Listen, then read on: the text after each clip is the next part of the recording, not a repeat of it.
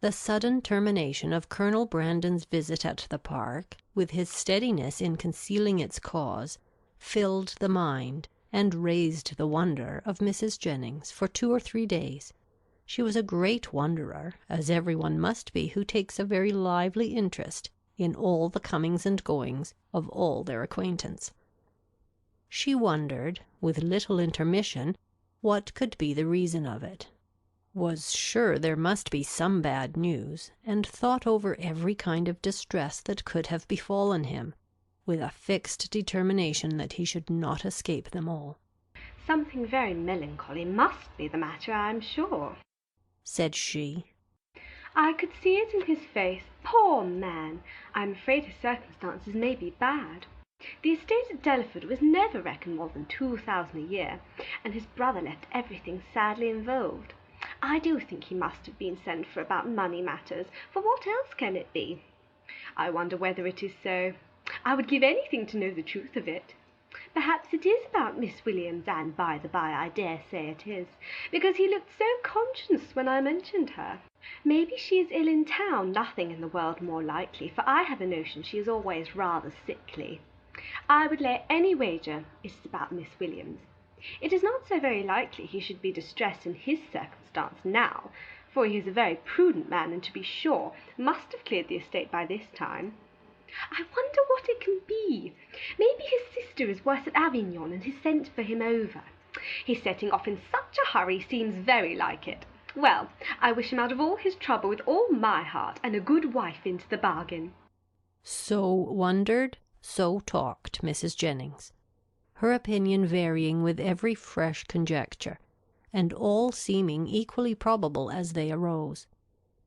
Eleanor, though she felt really interested in the welfare of Colonel Brandon, could not bestow all the wonder on his going so suddenly away, which Mrs. Jennings was desirous of her feeling.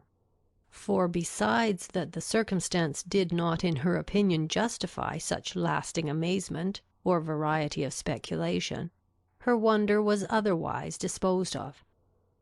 It was engrossed by the extraordinary silence of her sister and Willoughby on the subject, which they must know to be peculiarly interesting to them all. As this silence continued, every day made it appear more strange and more incompatible with the disposition of both. Why they should not openly acknowledge to her mother and herself what their constant behaviour to each other declared to have taken place, Eleanor could not imagine. She could easily conceive that marriage might not be immediately in their power, for though Willoughby was independent, there was no reason to believe him rich. His estate had been rated by Sir John at about 600 or 700 a year, but he lived at an expense to which that income could hardly be equal, and he had himself often complained of his poverty. But for this strange kind of secrecy maintained by them relative to their engagement, which in fact concealed nothing at all, she could not account. And it was so wholly contradictory to their general opinions and practice, that a doubt sometimes entered her mind of their being really engaged, and this doubt was enough to prevent her making an inquiry of Marianne. Nothing could be more expressive of attachment to them all than Willoughby's behaviour.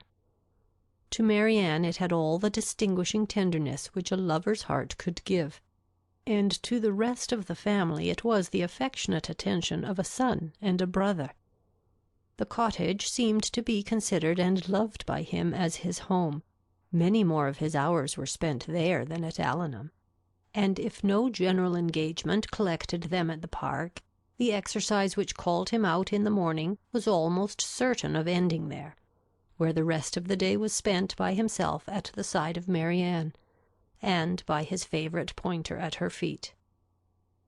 One evening in particular, about a week after Colonel Brandon left the country, his heart seemed more than usually open to every feeling of attachment to the objects around him, and on Mrs. Dashwood's happening to mention her design of improving the cottage in the spring, he warmly opposed every alteration of a place which affection had established as perfect with him. "What?" he exclaimed. "Improve this dear cottage? No, no, no, that I will never consent to. Not a stone must be added to its walls, not an inch to its size, if my feelings are regarded. Do not be alarmed, said Miss Dashwood. Nothing of the kind will be done, for my mother will never have enough money to attempt it. I am heartily glad of it, he cried. May she always be poor, if she can employ her riches no better. Thank you, Willoughby, but you may be assured that I would not sacrifice one sentiment of local attachment of yours, or of any one whom I loved, for all the improvements in the world. Depend upon it that whatever unemployed sum may remain when I make up my accounts in the spring, I would even rather lay it uselessly by than dispose of it in a manner so painful to you. But are you really so attached to this place as to see no defect in it? I am, said he. To me it's faultless. Nay, more, I consider it as the only form of building in which happiness is attainable, and were I rich enough, I would instantly pull Combe down, and build it up again in the exact plan of this cottage. With dark narrow stairs, and a kitchen that smokes, I suppose? said Eleanor. Yes, cried he in the same eager tone. With all and everything belonging to it. In no one convenience or inconvenience about it should the least variation be perceptible. Then, and then only, under such a roof, I might perhaps be as happy at Combe as I had been at Barton. I flatter myself, replied Eleanor, that even under the disadvantage of better rooms and a broader staircase, you will hereafter find your own house as faultless as you now do this. There certainly are circumstances, said Willoughby, which might greatly endear to me, but this place will always have one claim on my affection, which no other can possibly share. Mrs. Dashwood looked with pleasure at Marianne, whose fine eyes were fixed so expressively on Willoughby as plainly denoted how well she understood him. How often did I wish, added he, when I was at Allenham this time 12 month, that Barton cottage were inhabited. I never passed within view it without admiring its situation, and grieving that no one should live in it.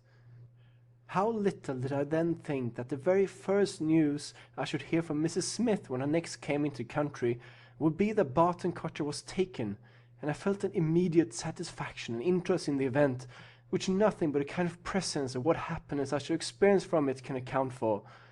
Must it not have been so, Marianne? Speaking to her in a lowered voice. Then continuing his former tone, he said, And yet this house you would spoil, Mrs. Dashwood. You would rob it of its simplicity by imaginary improvement.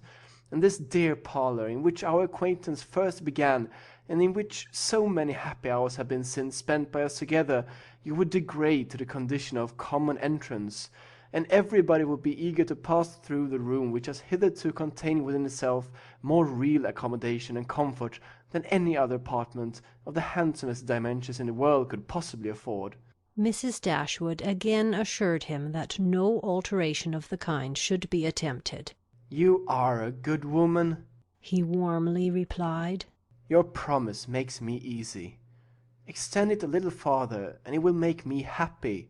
Tell me that not only your house will remain the same, but that I shall ever find you and yours as unchanged as your dwelling, and that you will always consider me with the kindness which has made everything belonging to you so dear to me. The promise was readily given, and Willoughby's behaviour during the whole of the evening declared at once his affection and happiness. "Shall we see you tomorrow to dinner?" said Mrs. Dashwood when he was leaving them. "I do not ask you to come in the morning, for we must walk to the park to call on Lady Middleton." He engaged to be with them by 4 o'clock.